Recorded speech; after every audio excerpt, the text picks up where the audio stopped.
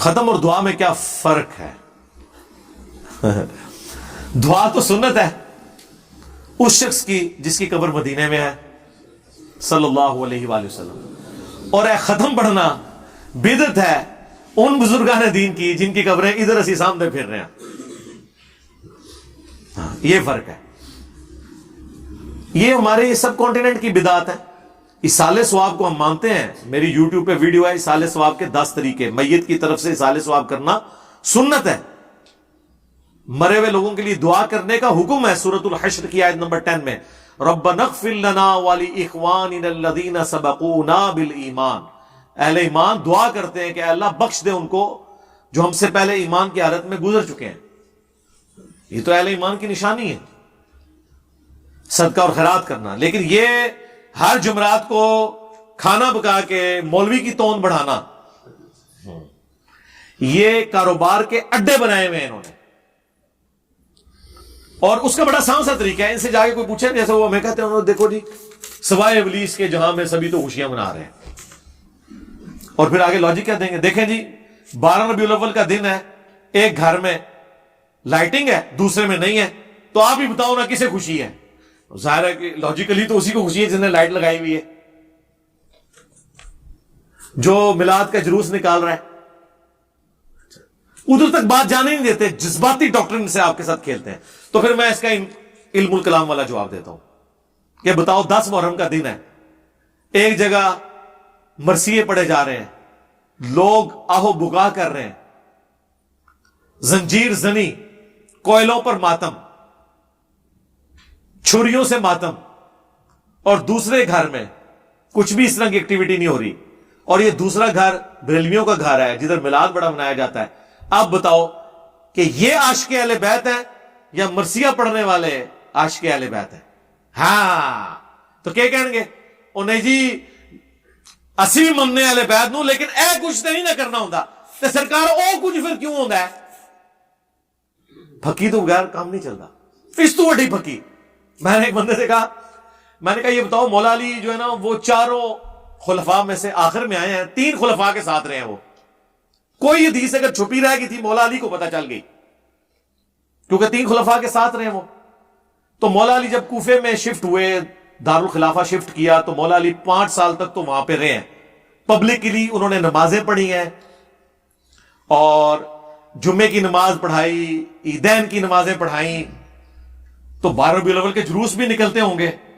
ہاں تو مجھے اپنے عالم صاحب سے یہ پوچھ کے بتائیں کہ جب مولا علی 12 ربیع الاول کا جلوس نکالتے تھے تو نعت کون پڑھتا سی؟ عمار ابن یاسر یا حسن ابن علی یا حسین ابن علی؟ ہاں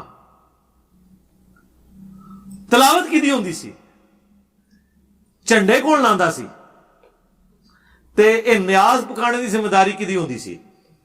اب جب یہ بات کرتے ہیں ہاں اردو تے نہیں سی ہوندا جی ہے کچھ، ہاں تے اگر ہون ہو رہا ہے تو اس کی بنیاد پہ ان لوگوں کو جو مولا علی کے ماننے والے ہیں، جو ابو بکر عمر عثمان کے ماننے والے ہیں، ان کو یہ کہنا کہ سوائے ابلیس کے جہاں میں سبھی تو خوشیاں منا رہے ہیں، پھر تو ہم آپ سے پوچھیں گے۔ اور یہاں پہ بھی ہم ختم کے بارے میں پوچھیں گے کہ نبی الاسلام نے اپنی 3 جوان بیٹیاں جو آپ کی زندگی میں فوت ہوئیں، شادی شدہ، اپنے مبارک ہاتھوں سے دفن کی ہیں، کس کا تیجا 40واں اور کل کروائے ہیں؟ کس کا مزار بنوایا ہے؟ پریشان ہو جاتے ہیں نالے۔ بس اتنا ہی ہم نے کرنا ہوتا ہے، ڈرل کر دیتے ہیں، ٹائم قیامت تک جے سوچو، ٹائم قیامت تک ہے، لیکن مرنے تو پہلے کر لینا۔ ہاں یہ نا قیامت دن سحقن سحقن لمن غیر بعدی ہو رہا ہوئے۔ اگر کوئی ایتھیسٹ ہم مسلمانوں سے پوچھے کہ اللہ کے وجود کو ثابت کرو تو ہمارا جواب کیا ہونا چاہیے؟ اس کے اوپر میری کئی ایک ویڈیوز ہیں۔ ہو کریٹڈ گاڈ 83B مسئلہ ہے، ہو کریٹڈ گاڈ، اللہ کو کس نے پیدا کیا؟ ایک کلپ ہے اللہ ہمیں نظر کیوں نہیں آتا، ایک اور کلپ ہے فرام کریشن ٹو کریٹر۔ اس طرح کے کئی ایک کلپس ہیں جو ان کے اندر میں نے یہ پوری ڈاکٹرن بیان کی، یہ ایک جملے میں جواب دینے والا نہیں ہے۔ ایک عورت کے پردے کا سوال اس کے بھائی باپ اور بیٹے سے کیوں ہوگا؟ میرے بھائی صرف ان کا کام دعوت دینا ہے، زبردستی تو نہیں کر سکتے. باپ کر سکتا ہے یا خامند، وہ بھی ظاہر ایک خاص لمٹ تک.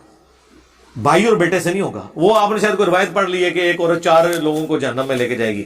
وہ پائی کڑی ہے کسی نے روایت.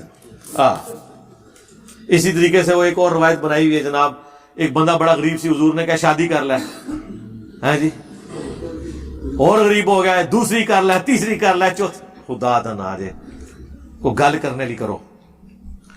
کیا فرض نماز کے دوران سجدہ کی حالت میں دعائیں کر سکتے ہیں؟ اگر کر سکتے ہیں تو کیا صرف قرآنی دعائیں مانگ سکتے ہیں؟ دوسری بھی مانگ سکتے ہیں، لیکن عربی میں، عربی پروٹوکول ہے.